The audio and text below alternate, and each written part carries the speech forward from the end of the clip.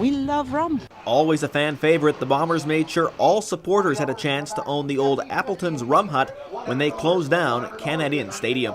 60, 60, 60. We got 50 in the front, now 60, 60. The club auctioned off the shack outside the old ballpark, and there were plenty of folks who wanted a piece of the history, as Sandy and Irvin Kosh paid $10,000 for the Winnipeg landmark, with the proceeds going to the Heart and Stroke Foundation. A brand new stadium was supposed to be a good news story for the Bombers, but it was anything but. When Investors Group Field finally opened a year later than scheduled, fans were outraged at the traffic issues around the stadium, with gridlock near the ballpark causing many to miss the entire first quarter of some games. It was a little hectic getting here, but might take a couple games until they figure it out. Hopefully they do, because it would suck if they don't. How's your parking situation? It took me 3 hours to get here.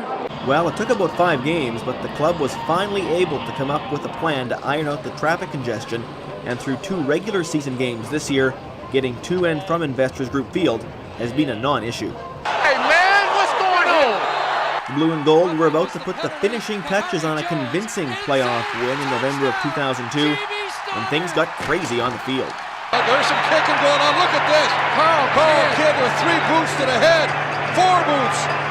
A fan ran on the field and tried to jump BC Lions cornerback Eric Carter, but the Lions were having no part of it, and soon players from both teams intervened.